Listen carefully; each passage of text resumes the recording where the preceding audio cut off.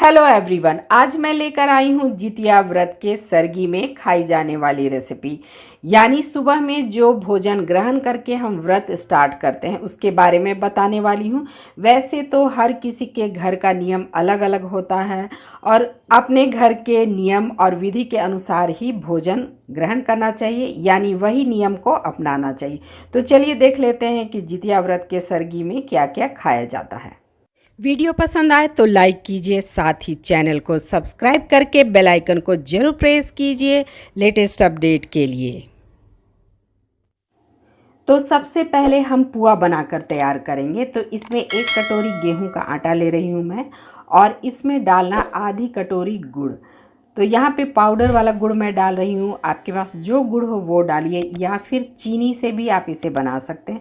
आधी कटोरी दूध डालिए, इससे बहुत अच्छा टेस्ट आता है। आप चाहें तो 1 केला भी इसमें डाल सकते हैं, केले को मसल करके।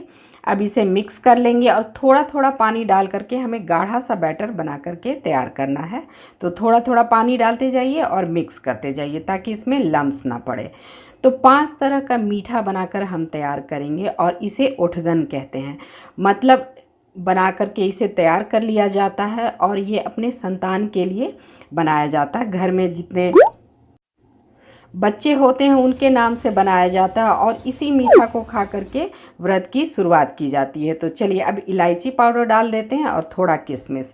अगर आपके पास नारियल की गिरी हो तो उसे भी डाल सकते हैं, छोटे छोटे टुकड़ों में कट करके। बैटर हो गया है तैयार, इसे 10 मिनट के लिए ढक करके रख दीजिए और अब इसे तल लेना है। तो पुआ को हमेशा याद रखिए कि मीडियम फ्लेम पे तलना है, मीडियम फ्लेम पे इसे तलिए। और तेल की जगह आप घी का भी इस्तेमाल कर सकते हैं। और देखिए इस तरह से पुआ को पलट करके दोनों तरफ से हम सेक लेंगे और सारा पुआ बना करके तैयार कर लेंगे। तो एक रेसिपी तो हमारी बन करके तैयार हो गई है, वो है पुआ। और अब चलते हैं दूसरी रेसिपी की ओर। तो देख लेते हैं दूसरी रेसिपी कौन सी है। तो चलिए इसी तरह से सारा पुआ बना करके हम तैयार कर लेंगे। तो दूसरा जो हम बनाने वाले हैं वो है ठेकुआ। उसके लिए भी हम गेहूं का आटा लेंगे और इसमें डालना है 1 चम्मच घी मोयम के लिए। बढ़िया से मसल करके अच्छे से लगाइए मोयम। और अब इसमें हम डालेंगे आधी कटोरी चीनी। तो यहाँ पे मैं बारीक वाली चीनी ले रही हूँ। अगर मोटी वाली चीनी का इस्तेमाल करेंगे तो गुनगुने पानी में पहले उसे घुला लीजिए, घोल लीजिए, उसके बाद इसमें डालिए। अच्छा, चीनी की जगह पे आप गुड़ का भी इस्तेमाल कर सकते हैं, यानी गुड़ का भी ठेकुआ बना सकते हैं। अब थोड़ा थोड़ा पानी डालना है हमें और मिक्स करते जाना है। तो इसे ज़्यादा गीला नहीं करना है क्योंकि हम ठेकुआ बना रहे हैं। देखिए इस तरह से आटा आपको तैयार करना है। तो चलिए अब बना लेते हैं। तो देखिए हर किसी के घर का नियम अलग अलग होता है। आपके यहाँ कौन सी रेसिपी बनाई जाती है और सरगी में आप क्या क्या लेते हैं, कमेंट करके हमें ज़रूर बताइएगा। और देखिए सांचे में पहले लगा लीजिए घी या तेल ताकि इसे निकालने में आसानी हो। और इस तरह से हम ठेकुआ बना करके तैयार कर सकते हैं। बिना सांचे का भी आप बना सकते हैं। और ये देखिए अब चलिए तीसरी वाली रेसिपी बनाते हैं। तो देखिए ये जो हमने ठेकुआ का आटा लगाया है इसी से हम बाकी की रेसिपी बना लेंगे। इस तरह से लंबे आकार में इसे बना लीजिए और इसे गुना कहते हैं। तो 5 तरह का हमें बनाना, देखिए इस तरह से तैयार कर लेना है। और सारी चीज़ें तैयार करने के बाद हम इसे छान लेंगे, यानी सारी चीज़ों को तेल में तल लेंगे। और चीनी भी अब थोड़ी थोड़ी मेल्ट होनी शुरू हो गई है। तो चलिए अब बना लेते हैं, रोट तैयार कर लेते हैं। तो इस तरह से हम बड़े बड़े आकार में रोट बनाएंगे। आप चाहें तो गुड़ का भी रोट बना सकते हैं अलग से। देखिए इस तरह से थोड़ा पतला ही बनाइए ताकि सेकने में आसानी हो। तो देखिए बहुत जगह पे चावल का भी बनाया जाता है लड्डू, जिसे कसार कहते हैं, और गुलगुले भी तैयार किए जाते हैं। तो आपको जो पसंद हो उसके अनुसार बनाइए। मैंने ये 5 रेसिपी आपके साथ शेयर की है जो हमारे घर में बनाई जाती है। तो चलिए अब इसे हम सेक लेते हैं एक एक करके।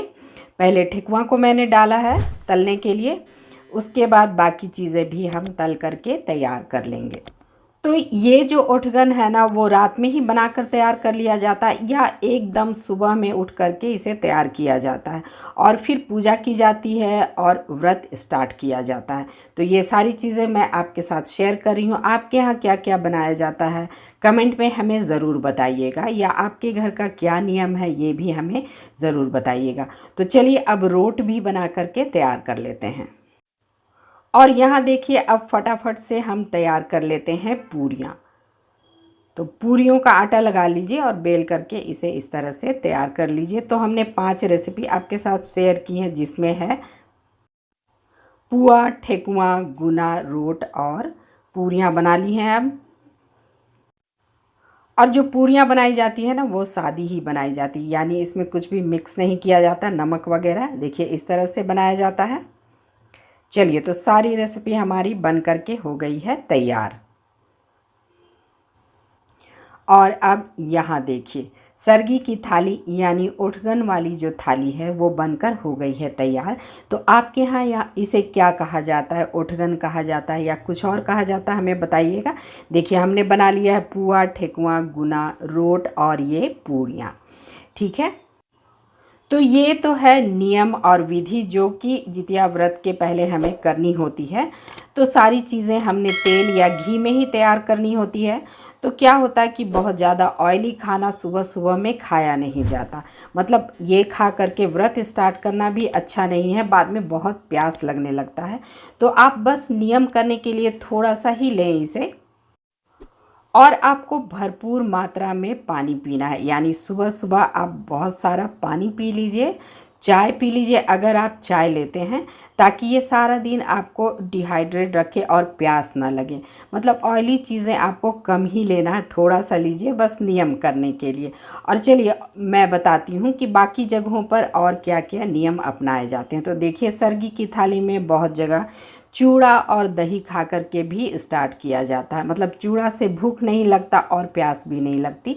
गुड़ की जगह पे चीनी का भी इस्तेमाल कर सकते हैं।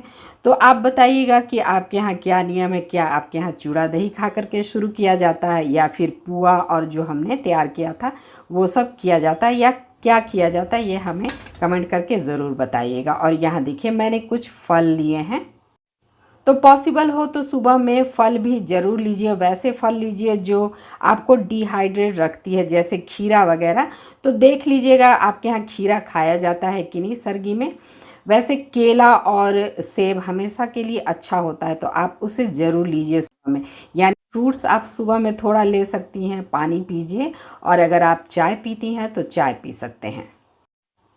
खास करके वो लेडीज़ जिनके बच्चे छोटे हैं, या वो माताएं जो अपने बच्चों को फीड देती हैं, जिनके बच्चे छोटे हैं, उन्हें ऐसे फ्रूट्स लेने चाहिए जो उनके बॉडी को डिहाइड्रेट रखे, क्योंकि उन्हें प्यास ज़्यादा लगती है। आप नारियल पानी ले सकते हैं या अनार भी खा सकते हैं, वो भी आपको सारा दिन डिहाइड्रेट रखेगा। तो फ्रूट्स सुबह में ज़रूर लीजिए ताकि आप सारा दिन डिहाइड्रेट रह सकें।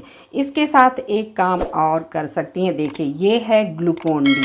तो 1 ग्लास में 2 चम्मच ग्लूकोन डी घोल करके भी पी सकते हैं। पर यहाँ ध्यान देने वाली बात यह है कि जिन्हें डायबिटीज़ की प्रॉब्लम है वो इसे ना लें। मतलब ग्लूकोन डी डायबिटीज़ का प्रॉब्लम जिन्हें होता है उन्हें नहीं लेना चाहिए। ग्लूकोन डी सारा दिन आपको एनर्जेटिक बनाए रखेगा और प्यास भी नहीं लगेगी। तो चलिए सारी चीज़ें हमने बता दी हैं। तो बस व्रत कीजिए और आपको जितिया व्रत की ढेर सारी शुभकामनाएं। मैंने जितिया व्रत की और भी रेसिपी शेयर की हैं, लिंक दे दूंगी डिस्क्रिप्शन में, तो आप चेक कर सकती हैं। तो चलिए वीडियो पसंद आया होगा तो चैनल को सब्सक्राइब कर लीजिए और बेल आइकन को प्रेस कीजिए लेटेस्ट अपडेट पाने के लिए। तो मिलते हैं नेक्स्ट रेसिपी पे। Till then thanks for watching, bye bye and take care.